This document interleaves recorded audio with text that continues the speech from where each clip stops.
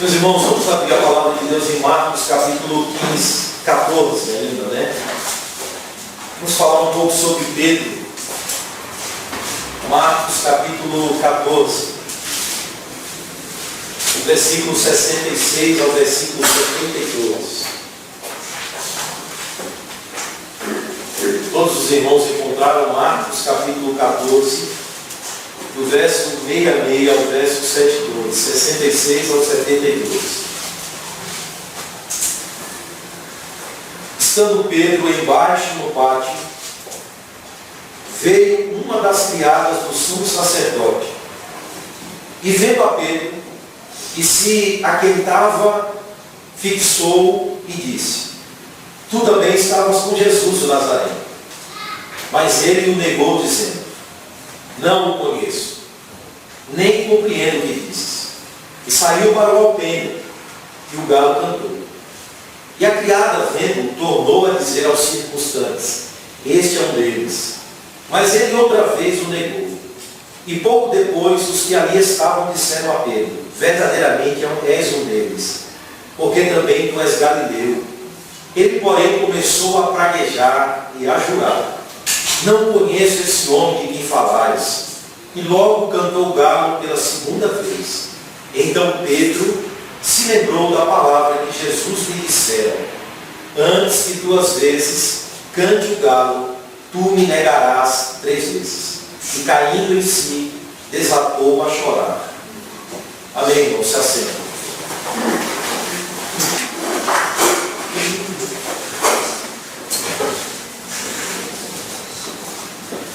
Queremos ver, meus irmãos, de uma maneira bem prática e aplicativa, algumas verdades que Deus nos possibilita ver aqui neste texto.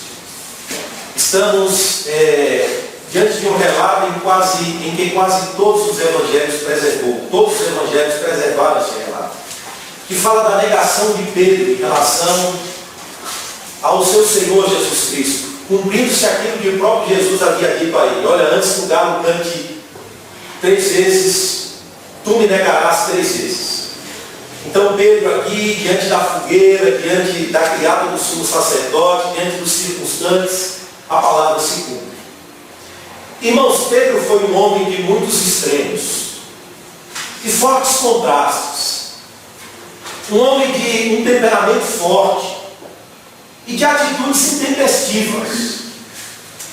Ele se manifestou várias vezes, em várias ocasiões, como porta-voz do grupo, sempre se colocando à frente. Não, é isso, é aquilo. Estava pronto para responder a tudo, ou até mesmo apresentar uma defesa, quando lhe fosse conveniente, defender a sua própria honra. Pedro estava sempre pronto, tinha sempre uma palavra, ou como representante do grupo, ou para defender-se, distinguindo-se do grupo. Quando ele não tomava a rédea para representar o grupo, ele tomava uma palavra para se distinguir do grupo. Não, eu não sou igual a eles, eu vou para o Senhor até o final. Pedro estava aqui. E os evangelhos preservam várias manifestações e atitudes de Pedro, várias. Ele questiona a Cristo, irmãos, na ocasião em que estão no barco. Jesus sobe a montanha para orar e diz a eles: Olha, passem para o outro lado, podem ir. Quando Jesus desce a montanha, o vento era o contrário, e eles não conseguiam remar, não conseguiam ir. E Jesus então vem sobre as águas, e quando eles veem Cristo, eles ficam assustados: É um fantasma. Pedro então toma a rédea e diz: É um fantasma. Jesus tenta acalmá-los, e aí Pedro diz: Se de fato é o Senhor, me mande ir até você. Eu quero ir até o Senhor, para ver se é o Senhor dele. E Pedro diz: Senhor, e Cristo diz: Venha, Pedro. Ele então sai do barco, caminhando, após o terceiro passo, Pedro: Senhor, socorro, socorro. Pedro ali sucumbe, começa a afundar, e Cristo então resgata Pedro mais uma vez. Quando Cristo pergunta aos seus discípulos: O que as pessoas estão dizendo acerca de mim? O que as pessoas aí estão dizendo que eu sou? E aí, uns começam a dizer, olha, alguns dizem que tu és Elias, por causa da dureza. O Senhor confronta a liderança, o Senhor se coloca contra o templo, contra a religiosidade falida, corrompida. Tu és um profeta incisivo, eles estão dizendo que tu és Elias. Aí diz, outros dizem que tu és Jeremias, o que lamenta sobre o povo, o que chora. Jerusalém, Jerusalém, que mata os seus profetas. Quantas vezes quis eu ajuntar vocês como uma galinha junto aos seus pintinhos, mas vós não quisestes.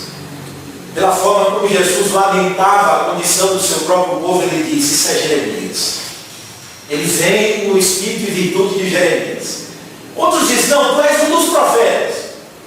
Veja, eles não têm dúvida, tu és um profeta. Tu falas a palavra de Deus verdadeiramente. Aí Jesus diz assim, e vocês? O que dizeis que eu sou?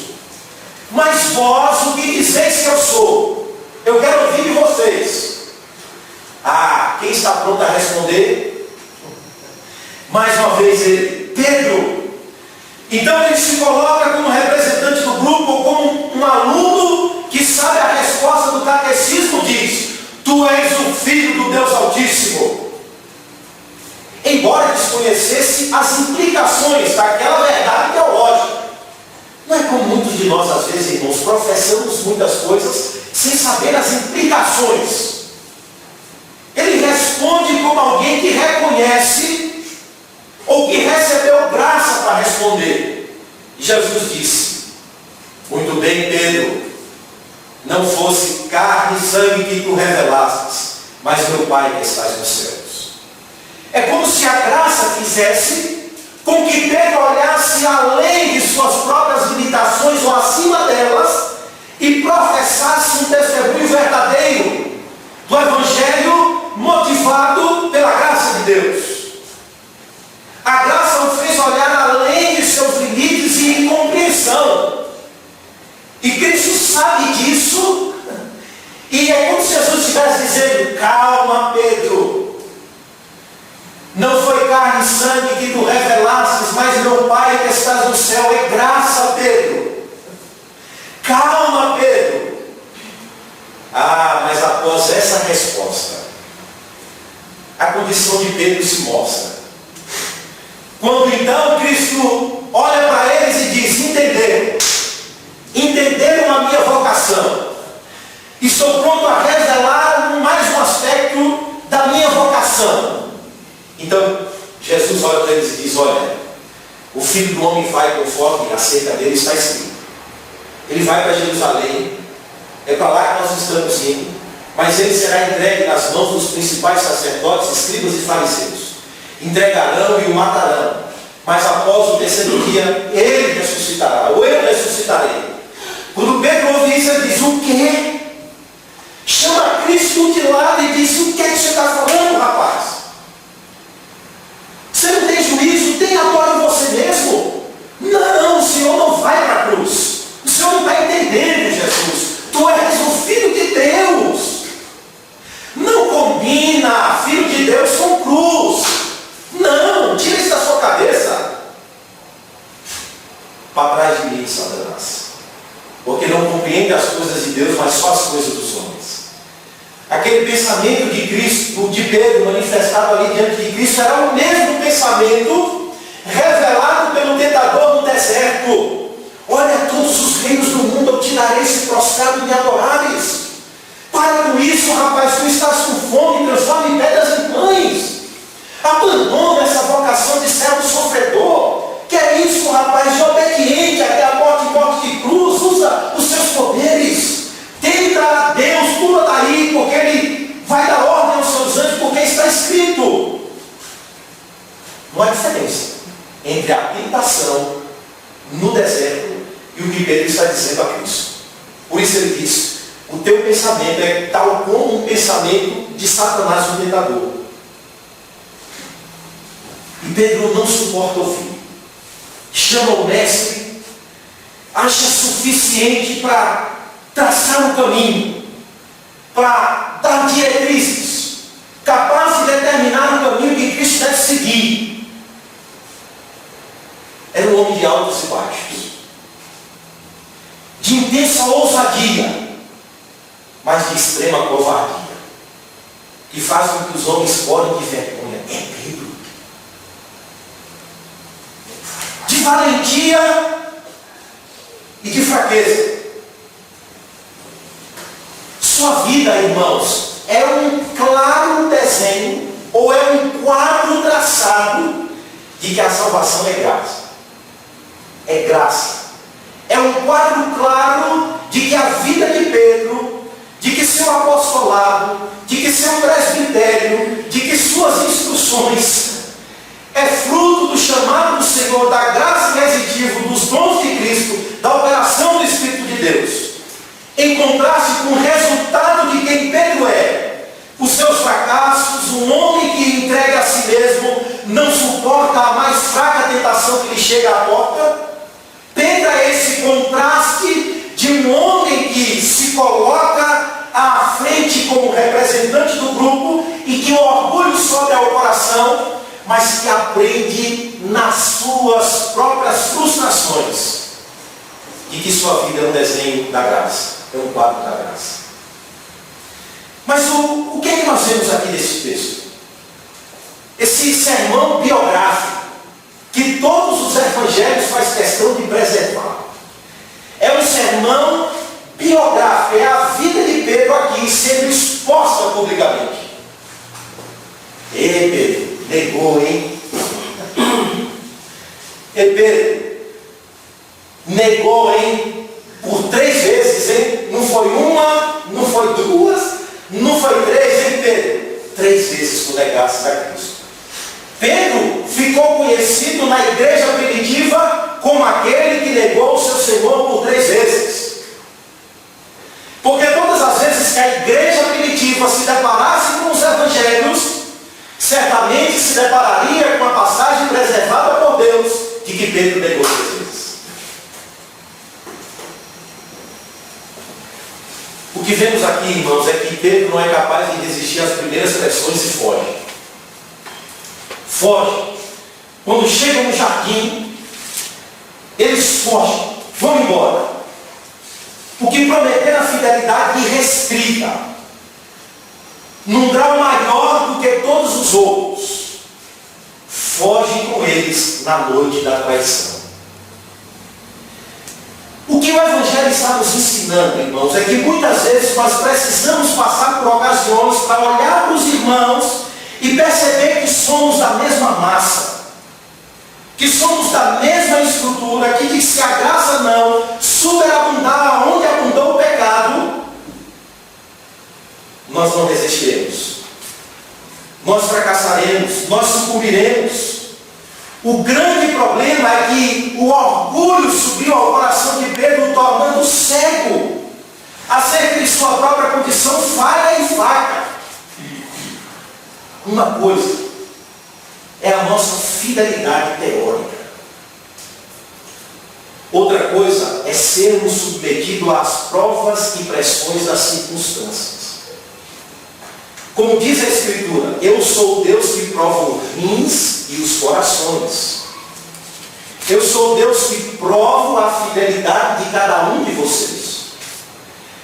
É a mesma condição em que Israel se colocou diante de Moisés e Josué. Quando Moisés morre e Josué está diante do povo, e o povo diz: não, Josué, tudo quanto o Senhor nos revelou, ouviremos e obedeceremos. E Deus diz: quem dera se o coração desse povo fosse reto diante de mim. Quem dera se o que esse povo está professando como fidelidade teórica, eles resistissem ante as pressões das circunstâncias.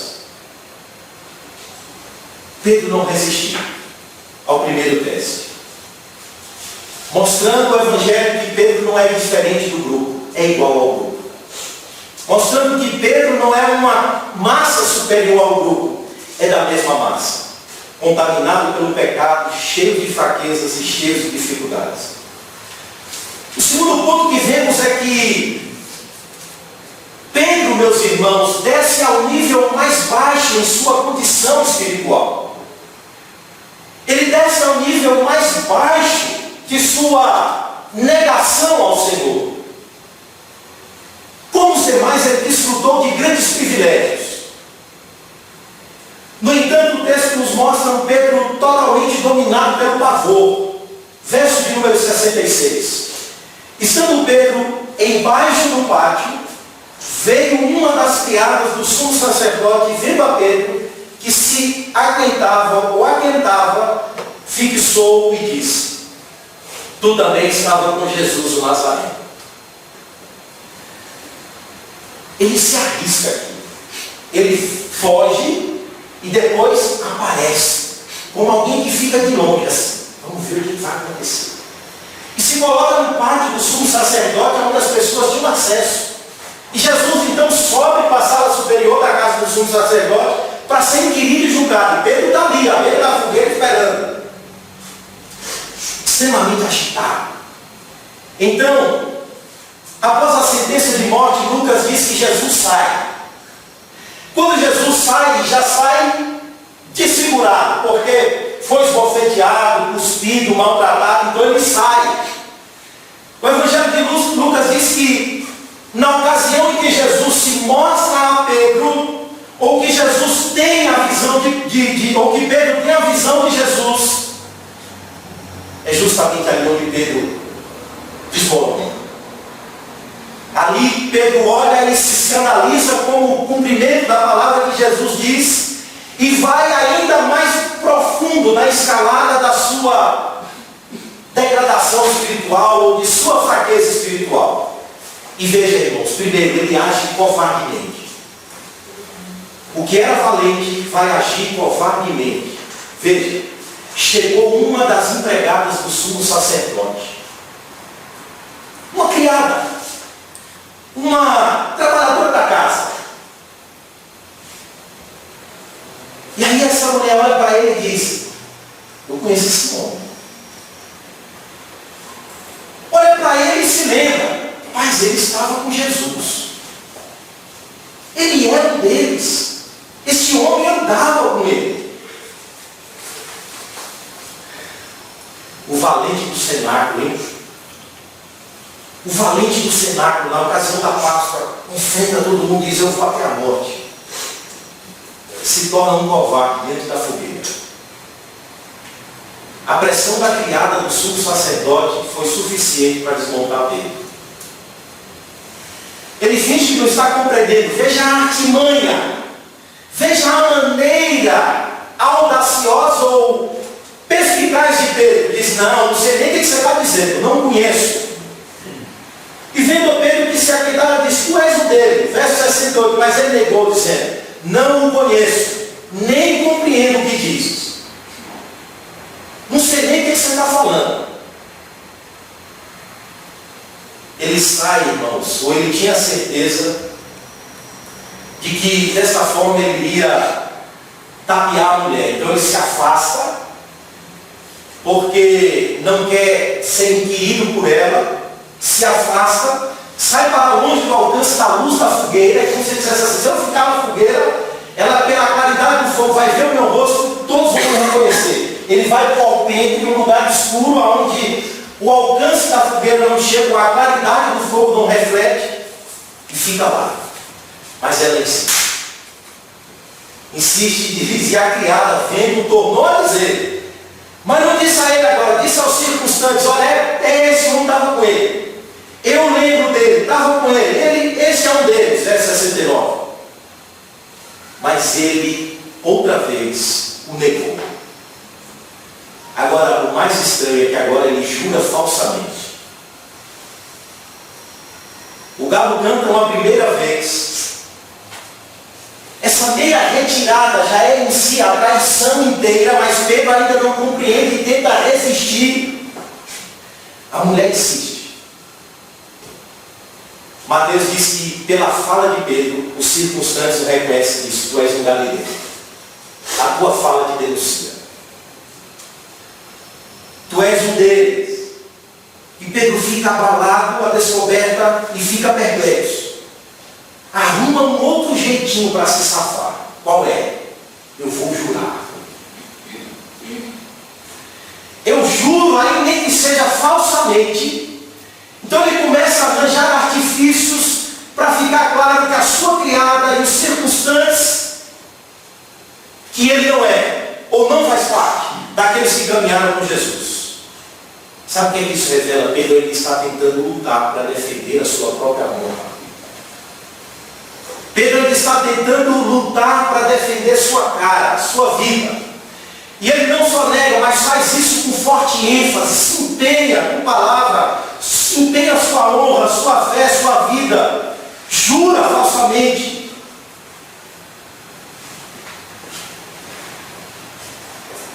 A mulher insiste, ou circunstâncias insiste, tu és um galileu. Ele, porém, verso 61, começou a praguejar. Negou, jurou falsamente, agora pragueja. Começou a praguejar. Não conheço esse homem, ele não cita nenhum nome. É como se ele estivesse dizendo aqui, olha, eu imploro ou invoco um anátema sobre mim, se o que eu estou falando não seja verdadeiro. Ele não nega uma vez, irmãos, mas faz isso por 3 vezes. Essas coisas foram registradas no Evangelho. Alguns detalhes a mais em outros lugares, como Mateus, como Lucas. Mas Deus fez questão de preservar ou de manter isso como relato em sua palavra. Para mostrar a que nível mais baixo Pedro e todos nós chegamos. E como Deus não faz questão de esconder os pecados dos seus santos, como não escondeu de Davi, não escondeu de Sansão, não escondeu de Moisés, não escondeu dos seus santos, os profetas, para mostrar, irmãos, e nos fazer entender a condição da nossa natureza humana, que todos os dias arruma artimanha para não se comprometer com o Evangelho de Cristo. Mesmo nos melhores dos homens, nós vemos artimanha para não se comprometer com o Evangelho de Cristo. Veja que condição pode chegar até mesmo aqueles que caminharam com Jesus, próximo a Ele. Isso mesmo após a conversão, o chamado da graça, os crentes continuam cercados de fraquezas e sujeitos a cair. Cair em níveis baixos. E o relato tem o propósito de nos alertar e nos conscientizar acerca da imensa importância daquilo que Jesus falou. Vigiai.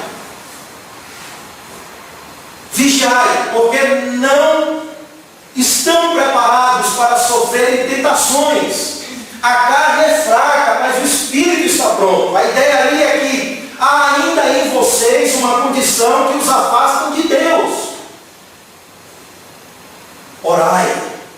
Ou seja, vocês devem viver uma vida de constante oração, de espírito, de humildade, enquanto estiverem no corpo. É como diz Paulo, aquele que pensa que está de pé, cuide para que não caia. Veja, Pedro não é o único. A Escritura contém exemplos. Exemplos e mais exemplos. Exemplo terrível de Davi, exemplos de vários outros. E que isso acontece se nós não estivermos um compromisso diário com aquilo que Cristo falou a cada um de nós. Mas a Escritura também mostra, irmãos, que ninguém desce a essa escalada subitamente. Ninguém desce a essa escalada repentinamente. Essa descida começa com o primeiro degrau. Veja, ela começa com o grito da autoconfiança no verso 29. Quando ele diz, eu vou até a morte. Ela passa pelo orgulho, pela soberba. Ela passa pelo desprezo em ouvir as verdades de Cristo. Verso 37 e 31. Vocês ainda dormem? Quando Jesus vai e volta, e os encontra dormindo, e disse, Simão, tu dormes? não pudesses vigiar nenhuma hora, vigiai e orai para que não entreis em tentação. O espírito, na verdade, está pronto, mas a carne é fraca. E ela culmina com esse rompimento, com essa queda, ou com esse abismo terrível, aonde Pedro foi até o fim. Que foi assim com muitos homens, muitos santos. E será assim com nós, se nós desprezarmos os recursos da graça. Tudo começa com orgulho, a autoconfiança, um desprezo pela palavra de Deus, pela graça de Deus. O resultado são as consequências daquilo que estamos vendo na vida de Pedro. Jeitinhos e mais jeitinhos, artimanhas e mais artimanhas, mentiras e mais mentiras, juramentos e juramentos, praguejamento e praguejamentos.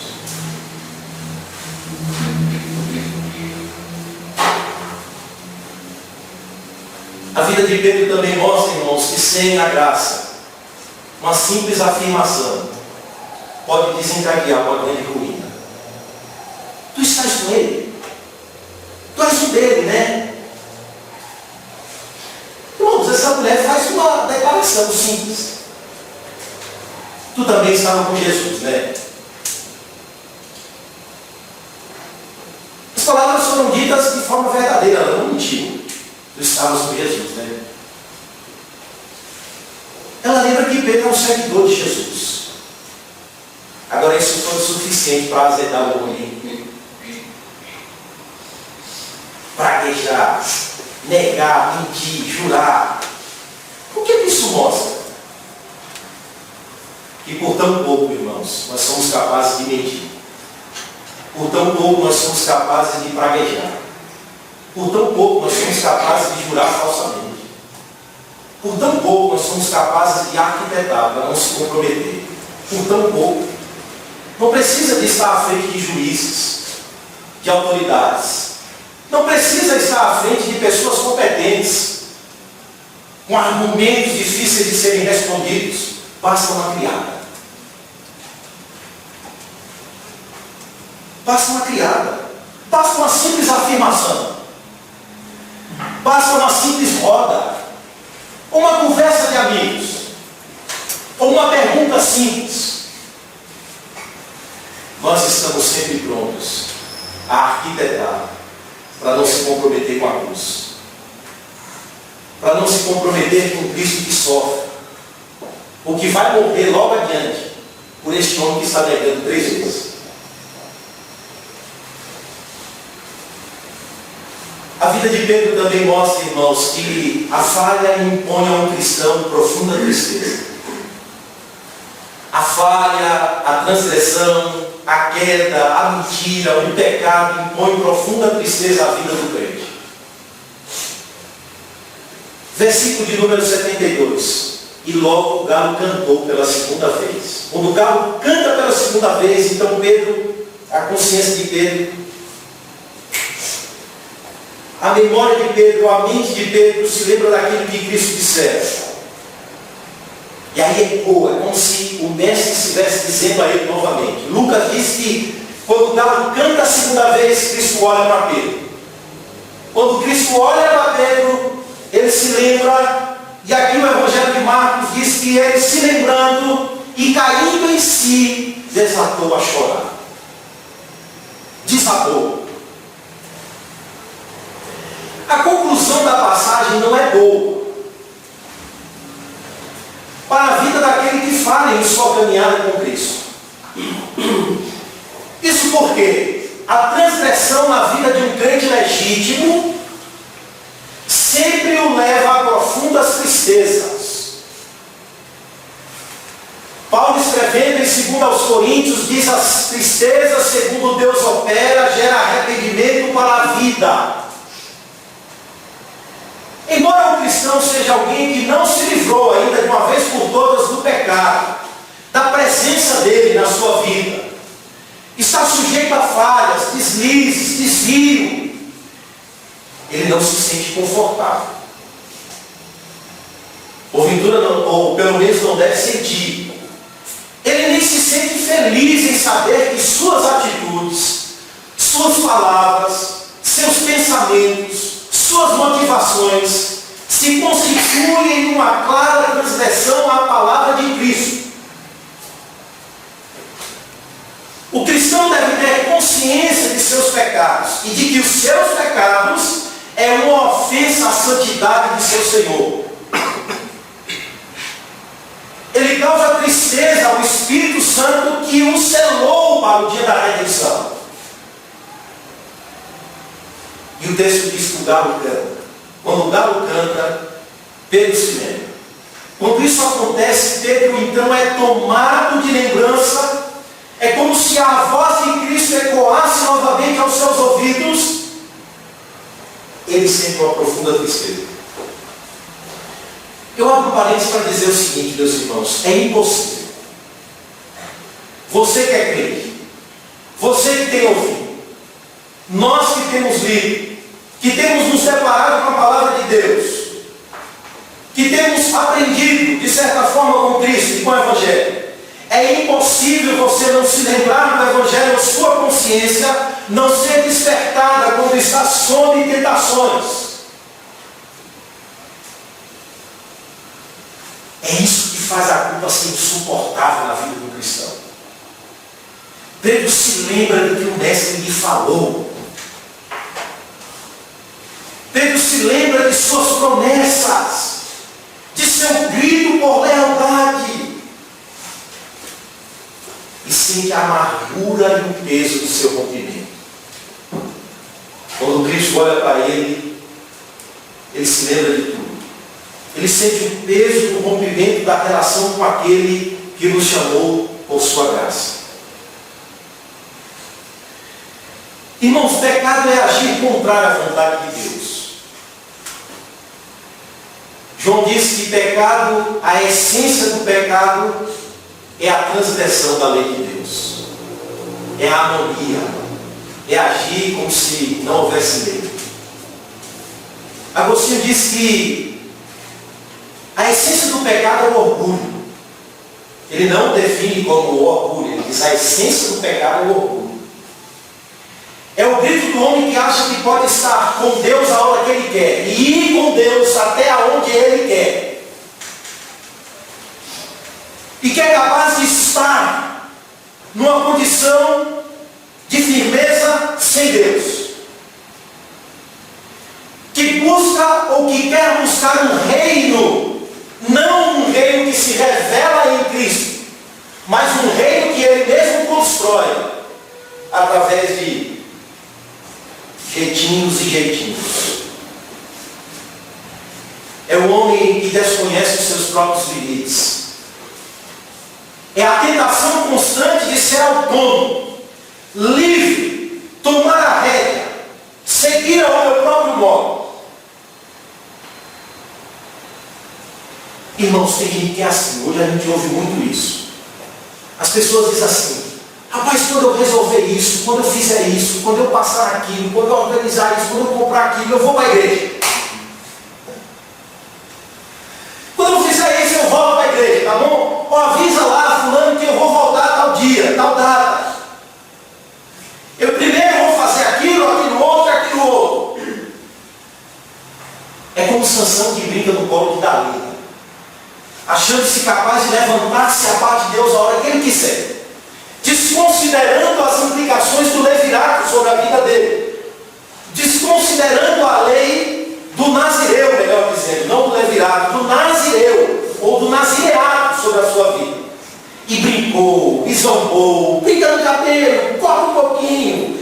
Anteriormente já havia tomado um pote de mel sobre um leão morto, o que era proibido. Fez uma festa de aniversário e tomou todas, o que era proibido, o fruto da vide. Disse: tem nada não, eu me levanto a hora que eu quiser. Quando procurou levantar-se, já era tarde, Sansão. Não há mais a força do Espírito na sua vida. É lógico que o pecado é anomia e transgressão, mas a essência está em uma busca de viver uma vida sem se comprometer com a sua palavra. E achar que isso não tem nenhuma implicação sobre as nossas vidas. eu perjuro aqui, entendeu? Eu minto aqui, eu praguejo aqui e saio daqui dessa fogueira toda boa, sem se me comprometer com Cristo e vou embora. Jesus olha para Pedro e diz: rapaz, o que eu fiz? É como Deus diz através do profeta Jeremias. Veja, Deus usando o profeta Jeremias, exortando Israel, ele diz: olha, Israel, a tua malícia te castigará, e as tuas apostasias te repreenderão. Sabe, pois, e vê que mal e como amargo é deixares ao Senhor teu Deus e não teres em ti o meu temor. É como se Deus estivesse dizendo: vocês vão ver o que é amargura. A mim me deixaram e cavaram para vocês cisternas que não retêm água. Vocês vão ver as consequências dos próprios pecados de vocês, ou do abandono de vocês sobre a vida de vocês. O pecado, irmãos, deve impor ao cristão uma terrível condição de tristeza e amargura.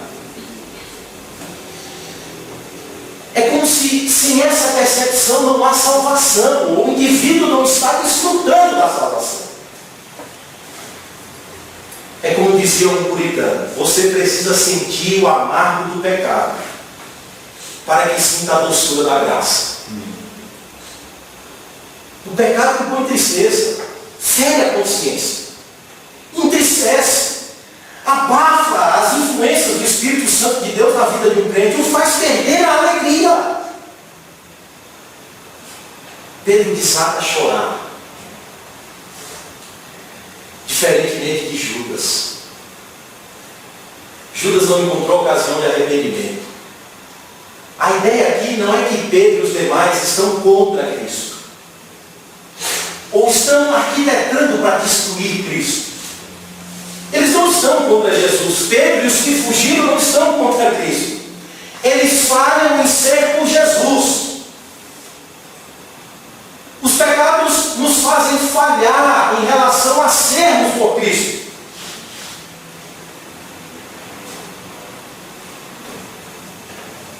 Mas vemos também que não há só a possibilidade de falhar. Não há somente a possibilidade de descer aos níveis mais baixos.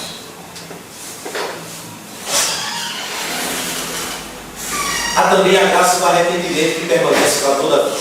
Amém. A graça de Deus que nos faz chorar. A graça de Deus que nos faz sentir o peso. É como lemos Hebreus no início: se estás sem disciplina, és bastardo. Porque um dos aspectos do amor de Deus sobre a vida do crente é a disciplina. É essa tristeza que Deus então faz o crente sentir. E faz o crente perceber que enquanto ele não pôr para fora, não abandonar, não pedir graça para viver, ele não tem paz. É como se o Espírito de Deus estivesse martelando. É como disse Davi: enquanto eu me calei, os meus ossos dentro de mim ficaram a envelhecer. Sentia um peso sobre mim todos os dias. É como se a mão de Deus estivesse sobre mim. Bota para fora, Davi. Abandona, Davi. Confessa, Davi.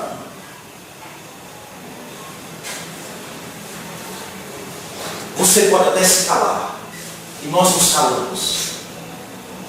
Nos calamos, irmãos. Seguramos a onda ali. Como Davi, para manter a aparência. Mas enquanto não, irmãos, é um peso de consciência, é um trauma de consciência. Você não encontrará paz, a consciência de um crente sincero não encontrará paz. E aqui nós vemos o que levou Pedro a essa profunda contrição. Ele se lembra da palavra de Cristo: tu vai me negar, Pedro. A primeira ocasião aqui é que Pedro se lembra do que Cristo disse. Pedro então se lembra das advertências de Cristo, cai em si, o texto diz. Ele cai e se percebe o que ele havia feito, a maneira como ele agiu, contrário ao que Cristo havia ensinado e se cumprindo aquilo que Cristo havia advertido, o texto diz que ele cai em si. Eu abro um parênteses para dizer o seguinte: arrependimento, irmãos. Nós confundimos arrependimento com a trama psicológica que o pecado nos envolve. O pecado pode envolver o próprio pecador numa trama psicológica, porque ele afeta a consciência, o indivíduo sabe que afetou a sua consciência, então, de alguma forma, ele busca satisfação emocional, uma trama psicológica. Mas arrependimento não é isso. Primeiro, a palavra arrependimento na Escritura significa voltar. Fazer um giro de 180 graus. Retornar. Você está indo em direção para lá ou está tomando um rumo contrário à vontade de Deus, e a graça de Deus, o Espírito de Deus te leva ao arrependimento, você volta. Você toma a direção certa. E o arrependimento, primeiro, ele passa por compreender o que você está fazendo errado. Pedro se lembra do que Cristo havia dito. Então, arrependimento, primeiro você precisa compreender o que é que você está transgredindo. Senhor, transgredi o primeiro mandamento. Estou cheio de Deus no meu coração. Estou colocando muitas coisas acima do Senhor na minha vida. Transgredi o terceiro mandamento. Estou cultuando em vão. Não é com coração sincero, não é com coração verdadeiro. Estou só de corpo presente. Quarto mandamento. Estou transgredindo, Senhor. Estou vivendo como se só de pão o homem precisasse, e não da tua palavra. Estou vivendo como se o homem fosse somente um coacervado de emoções, estou buscando satisfação em tudo aquilo, mas eu não estou entendendo o propósito de que não só de pão vive o homem. De que o quarto mandamento não é mais uma obrigação a ser cumprida, mas é uma graça a ser desfrutada. Estou transgredindo o quinto, Senhor. O quarto, eu sei o que eu estou fazendo, o que eu estou fazendo eu tenho consciência.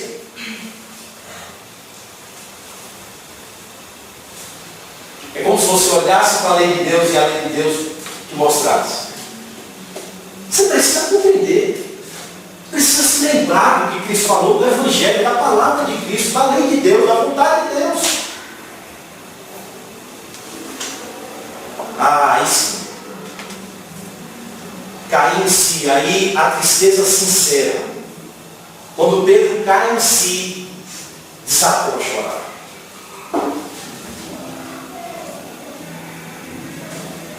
Chora copiosamente, sentindo o peso.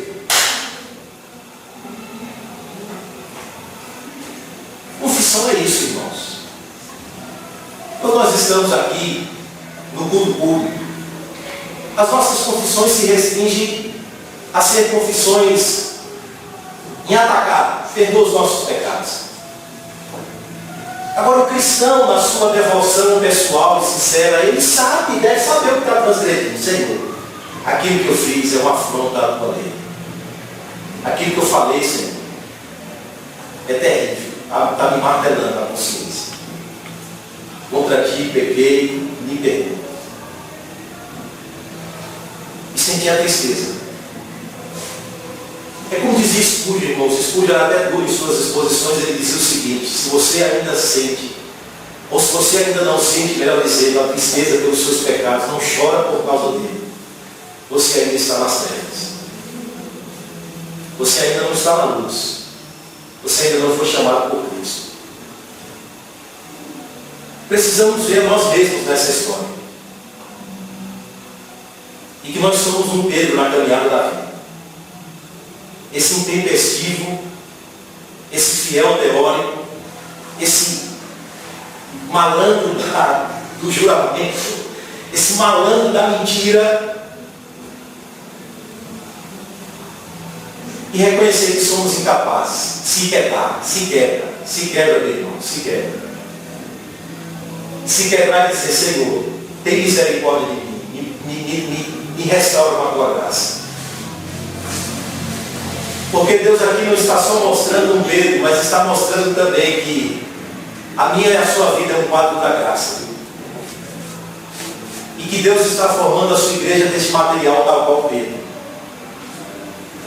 Perfeiçoando, disciplinando, trabalhando, levando a conformação e a imagem de Deus. Nos fazendo sentir tristeza, nos fazendo sentir peso, angústia, mas com o propósito de nos fazer voltar. Nos levar ao arrependimento sincero e à tristeza sincera e fazer-nos entender que você precisa voltar. Amém. Não vá mais, não volte. Não tente mais, não volte. Que Deus em Cristo nos ajude, meus irmãos, e nos abençoe. Vamos orar. Senhor nosso Deus, nós te agradecemos mais uma vez pela tua palavra. Te agradecemos, Senhor, porque aprove aqui preservar aquilo que necessariamente serviria para o nosso ensino e edificação. Amém, Senhor. Até mesmo o pecado dos teus servos. O Senhor não fez questão de esconder. Mas pelo contrário, o Senhor fez questão de torná-los públicos para mostrar que o Senhor vela pela sua glória. Amém. Os teus planos jamais poderão ser frustrados, Senhor. E de que é a tua graça que nos preserva todos os dias. Sim, Senhor. A tua graça nos levará ao destino final, Senhor. A tua graça, ó Deus, nos fará perceber, Pai, de quão amargo é se afastar de ti.